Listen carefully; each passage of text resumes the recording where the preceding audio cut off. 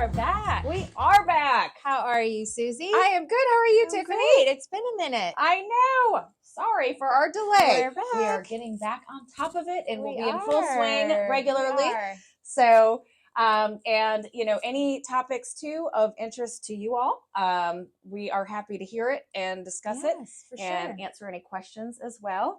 If you aren't familiar with us already, I am Suzy Torres. I'm a local realtor / broker of 20 years. I work with Carolina One Real Estate.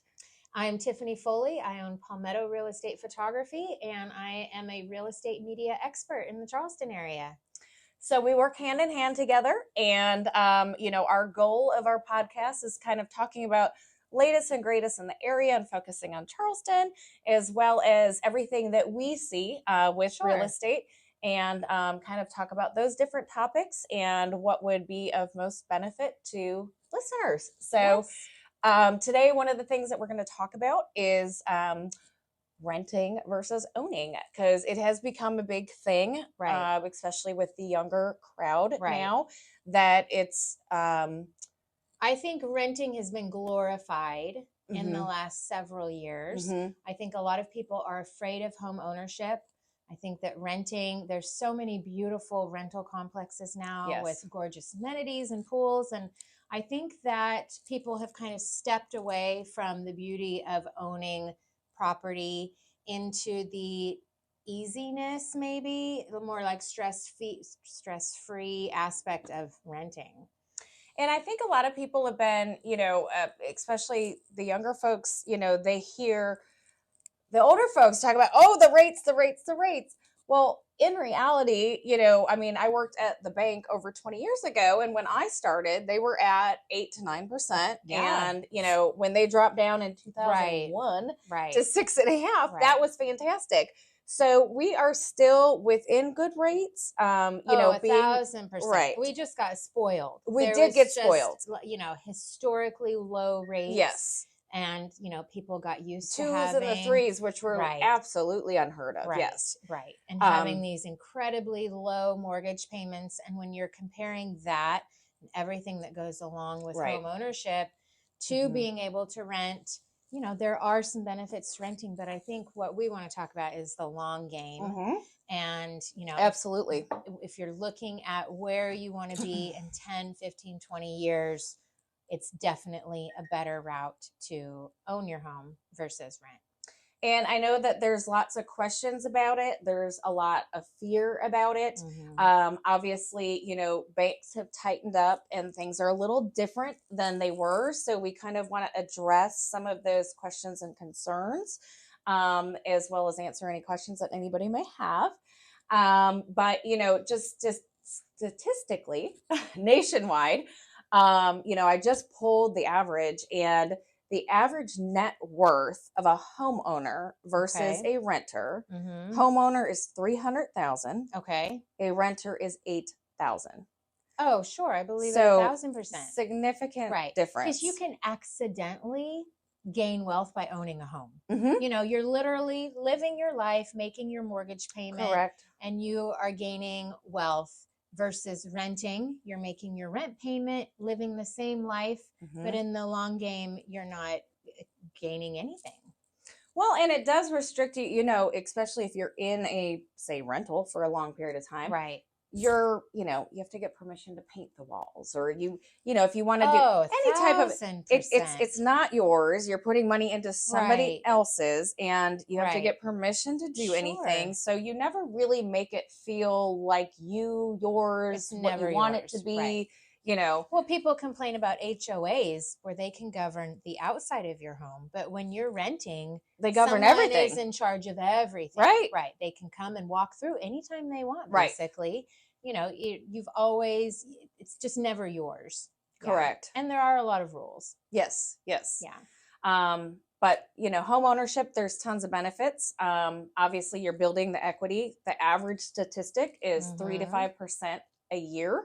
That's insane. Which is, you're talking, a $300,000, $400,000, $500,000, even $100,000 house, gaining 3 to 5% a year, guaranteed. Right. And then every 15 years, it pretty much doubles in value. So you buy a $200,000 house in 15 years, Right. it's going to probably be at And least honestly, 400. that's why people buy investment homes. That's why people own homes to rent to the renters, is because the renter is paying their mortgage payment Correct. while Why they they build. are building wealth. Right. Yes. Yeah. And as a renter, you have to realize that you are actually building wealth for somebody else. Yeah. Yep. Yeah. Now, I'm not saying that, renting should be looked down upon. There's always a situation, Right. And where temporary causes and all the things. Of course. Yes. And I know there's beautiful rentals, there's beautiful rental homes. Of course. But I think if you're looking for a long-term way to build wealth and just own something, home ownership is the easiest, best route to go. And, no matter what the interest rate is, if it's 2% or 10%, you have the, of course, always consult with your CPA, but you do have all the tax credits and things that you get to apply as well versus renting where you don't have those write-offs of interest and PMI and things like that. And if rates do go down, guess what? You can refinance just like that. Yeah. Or modify or recast. There's lots of options. And I know a lot of folks think that it's so overwhelming looking at the big picture of how do I get from my rental here to into a house, whether it's concern about saving money or, closing costs or credit. Those are all things that me as an agent and, the folks and partners that I work with are able to look at as a snapshot for you. And if you're not there today, we can tell you the steps to get there so we can help walk through that process, because it is overwhelming, especially if you've never done it and you don't know what you're doing. Have you worked with a buyer where it has taken them some time to get where they need to be? I mean, what would you say the longest amount of time that you've seen? I would say probably the longest, about 1.5 years. Yeah, I mean, and that's just, taking a look at the snapshot of everything and, giving advice of this needs taken on the credit, this needs paid down, this, things of that nature. But, we work through those things and walk through them. So it's not so scary. And so you do understand, because if you don't do this for a living, you're like, I don't know where the first step is. But you have to start somewhere. Right. And then there are tons of benefits too out there. State housing programs, Palmetto Heroes. There's free money out there for certain situations through the state that's limited every year. I mean, there's lots of stuff out there. So let's break it down. I'm a renter and I have decided I'm ready to buy a home. What is the first step? I know it's not looking at Zillow. So seriously, what's the first step? I would say the first step is going into the bank or contacting a agent that has a relationship with a lender. Okay. So is a good agent willing to take someone on that is not in the position yet to buy? Absolutely. Okay. Because we have to get you in the position to buy. So we will give you the resources, whether it's, to start with the loan officer or a credit repair program, things of that nature. We can give you those resources, even though we're not all set up to ready, get in the car and show a house today. Right. We can help with those preliminary steps to get you to that point. Okay. Because we don't want to be showing houses until we are at that point. Okay. I don't want to upset you looking at a house that you fall in love with and you're like, oh, I don't qualify right now, or it's too much that I can afford. And, obviously we don't want to upset sellers by showing houses and taking them out of the house and all that for people that can't qualify to buy that day either. So reaching out to a lender, finding a good agent, those are the first two things. Yes, because we want to take a look at, at anytime someone comes to me fresh, I'll put them through the lender so we could take a look at that full financial snapshot. Also, what they may qualify for through state housing programs, things like that as a first-time home buyer. There might be free money out there, things of that nature. Also, make sure they're comfortable, if they do qualify, comfortable with what that payment looks like at the price they qualify for. Or do we need to lower that price? Things of that nature. But we're able to kind of walk through that. And that's definitely our first step to kind of give us that snapshot of direction of where we need to go. Right. Well, and give them the data. Right. You know, they might think they can afford a $600,000 house when in all reality, to be in a payment they need to be in, we might or need to be comfortable looking even. at a $350,000, $400,000 house. Right. Have you seen that a lot? Do people tend to think that they can afford more than what Yes, they really can when it comes I would into say it? I see that more so with like self-employed or business owners, just because too, it depends on how you do your taxes. So it depends on the write-offs and the profit that come in, It's because that double-edged sword. yes, be self-employed. that's exactly right. So you have to be careful, because when you're filing your taxes, obviously self-employed, we want those write-offs because we want to lessen what we're paying in taxes. But on the flip side, if we're purchasing a house, we have to show we're making X amount of money too. So that there's can be humbling. That's probably one of the most confusing as far as a first buyer. Methods of, I can afford this, I make this, but really when you're showing on your tax returns, it looks like this. So this is what we would need to change when you file this year to be able to get, there. Again, it's the long game and how to set yourself up, to be where you want to be. Right. Sure. And I think that, like you said, consulting a lender, even though it might be, a knife to the heart, at least you're not going to be getting excited or wasting your time for something that you're just not going to be able to achieve. And it is first steps as far as progress on what you need to do to get to where you need to go. So it's not a bad thing. It's not an embarrassing thing. It happens all the time. Like, I think a lot of people have pride, and maybe they've gone through a divorce, or they've gone through a job loss for a long period of time, or maybe their business failed and they're starting over. Like, these are all normal things that unfortunately we all go through, especially an experience now post COVID. Absolutely. And so I think a lot of people don't want to look at that, to face that, because they're embarrassed, when they don't realize it really is more common than and it's something that, like, us as agents and loan officers are there to help you through, to guide you, to tell you exactly what judgment. Just 100%. Yeah. There to help you get where you need to Correct. go. Yeah. So you've talked to your loan officer, you've talked to an agent, then you just implement whatever tips. And so, yes, from there, what we would look at is, okay, what is the loan type? Because there are different houses and communities and new construction, pre-owned, all of that, that qualify for that type of loan. Okay. And also, we're obviously looking at the dollar amount.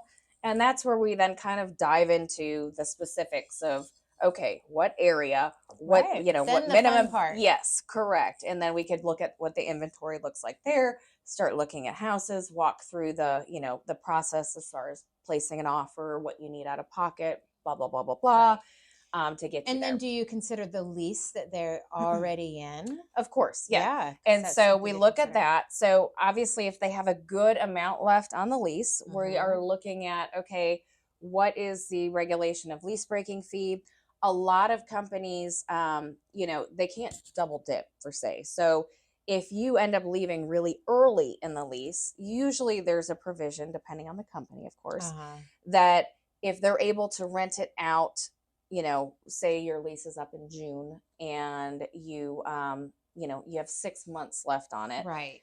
If you let them know, I'm sure there's probably a lease breaking fee and or security deposit, but if they're able to place somebody else in the rental in that time frame, so you're not responsible for 6 months left of the rent.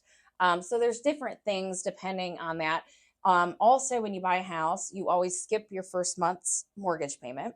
So say your lease is up in October and you start looking in the summer, you close in August, you skip September, your first payment would be October 1st. Okay. So that does give you some cushion. There is a little bit of that's structured. Yep, absolutely. Yeah.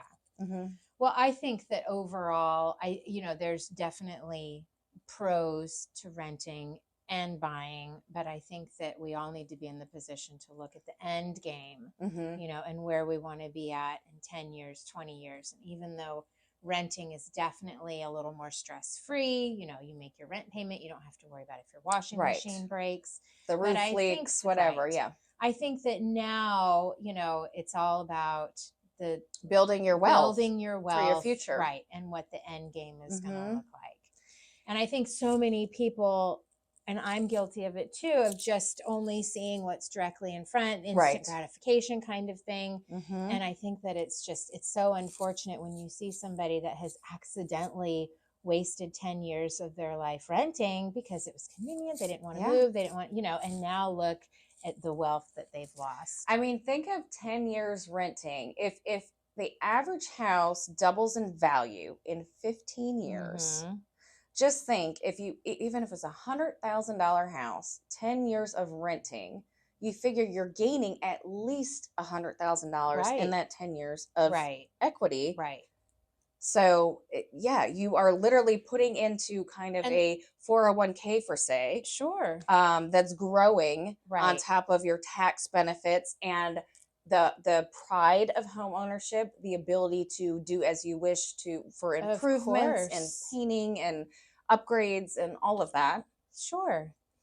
Yeah, I think that the way things have kind of evolved, and I you know, I think COVID had a lot to do with it. Yes. You know, so many people do rent now, and I think that they're just so intimidated to buy. And, you know, the way that everyone's, the interest rates are so high, and that scared a lot of people. And I think now is such a great time to start reevaluating where you're at and thinking more about that long-term game. Absolutely. Yes. Yeah. And on another side, just talking about from your side, from the real estate photography standpoint, just in reference to it, and I'm not discouraging investors or you know, because I have my own investment properties, you know, but there is a huge difference in when you walk into a house to photograph it, when a renter is in there 1,000% versus a homeowner, and your neighbors think the same thing because there's just more, you're going to put more money, more pride, more love, all of that. 1,000%. So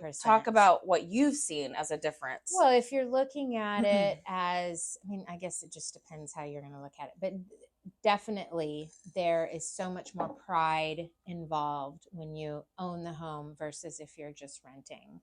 And, you know, there are some amazing renters out there. And, you know, there are a lot of times where I walk in to shoot a home and I think, oh my gosh, it's going to be, you know, a hot mess. And, you know, there are some people that rent that take impeccable care of homes. Sure, of course. But overall, there's just a different level of pride, like you talked about, you know, just the little details that you don't really care so much about when you're renting versus when you own it. Right. Yeah, exactly. And you're not gonna, you know, you're not worried about the HVAC going out. You're not worried about, you know, that just the maintenance overall, the aesthetics of the yard. You're not going to put, you know, thousands of dollars of your renter money into your yard when it's not your yard, you know, things like that too. So, yeah, no, I think this was super informative. You know, we started talking about it just because of the way that things are evolving. And I think with interest rates starting to hopefully down a little bit with the election happening, I think that now is a really great time if you are renting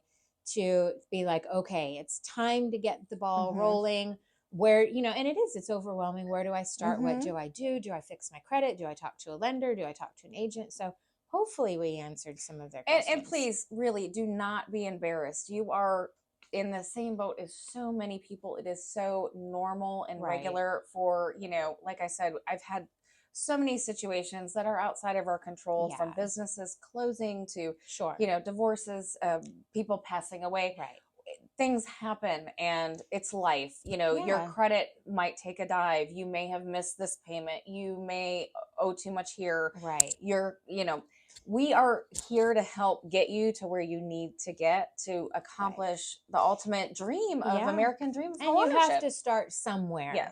And, you know, and two, it's a little bit of accountability, you know, because it gives you somebody to be accountable to. It gives you goals. It gives you timelines. You know, and it will, you know, remind you that no, you don't need to go buy a new truck right now.